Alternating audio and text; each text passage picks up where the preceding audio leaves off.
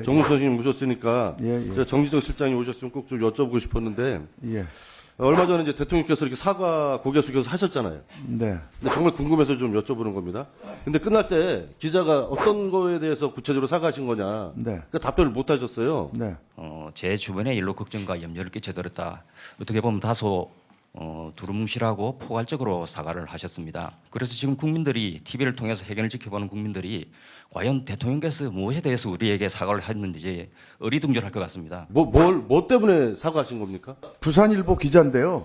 저는 그거는 그 기자가 대통령에 대한 무례라고 생각합니다. 대통령이 사과를 했는데 마치 어린아이에게 부모가 하듯이 뭘 잘못했는데 이런 태도, 저는 그 태도는 시정해야 된다고 생각합니다. 네. 정무 선생님 모셨으니까 예. 정진석 실장이 오셨으면 꼭 좀 여쭤보고 싶었는데 예. 얼마 전에 이제 대통령께서 이렇게 사과 고개 숙여서 하셨잖아요. 네. 근데 정말 궁금해서 좀 여쭤보는 겁니다. 근데 끝날 때 기자가 어떤 거에 대해서 구체적으로 사과하신 거냐 네. 그 답변을 못 하셨어요. 네. 뭐 때문에 사과하신 겁니까? 정무수석이시면 기자회견 준비할 때 옆에서 같이 준비하시는 자리잖아요. 저는 우선 담화문 속에서 저의 불찰과 그리고 국민 여러분께 상심을 드린 점 이런 거에 대해서 우선 포괄적인 말씀을 주셨고요. 사과한다는 그리고 이제 고개 숙여서 태도로서 또 사과하셨고요. 그리고 그다음은 이제 기자들하고 일문일답을 통해서 어떤 부분에 있어서는 구체적인 부분까지도 사과의 내용이 들어 있다고 저는 생각을 합니다. 그건 부산일보 기자인데요. 저는 그거는 그 기자가 대통령에 대한 무례라고 생각합니다. 대통령이 사과를 했는데 마치 어린아이에게 부모가 하듯이 뭘 잘못했는데 이런 태도, 저는 그 태도는 시정해야 된다고 생각합니다. 명태균 연락 안 했었다는데 했다 이게 밝혀져서 사과한 겁니까?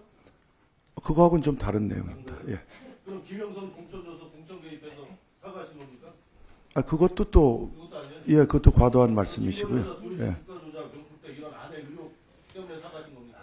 어쨌든 그런 문제로 인해서 10년이 넘도록 이게 언론에서 계속 물고 다니니까 그것도 사실 대통령님 입장에서는 민망하신 일이라고 생각도 하셨을 거라고 생각합니다. 제가 지금 얘기한 게 국민들이 네. 대통령 비판하는 내용인데 네. 이런 거가 사과의 내용이 아니라고 하면 정무수석님 보시기에는 뭐 때문에 사과하신 거예요?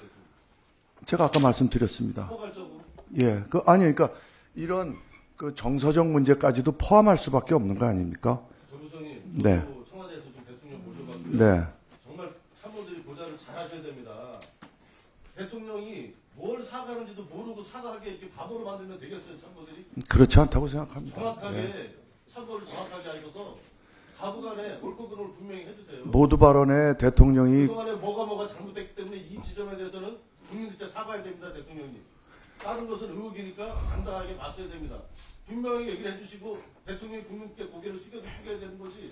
뭘 사과하는지도 모르고 내용도 없이 일어나서 고개 한번 숙인다고 그게 사과로 국민들 받아들이겠습니까? 일반 질문 국민들의 아닙니다. 네, 예. 윤영근 의원님 정리해 주시기 바랍니다. 예. 우리 국민들에게 우리 대통령님이 하실 말씀은 그 담화 속에 들어 있었고 또 기자들과의 대화 속에도 또 들어 있었다고 생각합니다. 예. 예, 대통령 골프 논란이 계속되고 있는데요. 저희 의원실에도 대통령이 서울공항을 자주 찾아서 비상 상황이 너무 많이 발생해서 힘들다.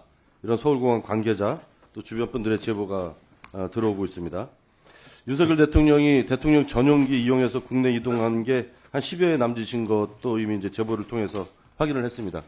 정무수석님, 그 대통령 전용기 탑승과 무관하게 윤석열 대통령이 서울공항을 자주 찾는다면 저는 사실이 어떤지 모르겠지만 아마도 그 이유는 서울공항 옆에는 한성대 골프장을 이용하기 위해서 그러시는 게 아닌가 싶고요. 더 심각한 거는 그냥 골프 치러 오는 게 아니라 대통령 전용기를 이용해서 서울공항을 찾는 날, 그러니까 어떤 행사를 가기 위해서 비행기를 타기 위해서 찾는 날 비행 일정보다 먼저 와서 골프를 쳤다. 이런 좀 제보도 있는 상황이거든요. 거짓 제보로 생각합니다. 네? 거짓 제보로 생각합니다. 거짓 제보다? 네. 그래서 그러면 2022년 5월 이후에 태릉, 한성대, 남수원 이렇게 골프 치는 데 있잖아요. 그 부킹 내역을 좀 공개하실 수가 있습니까?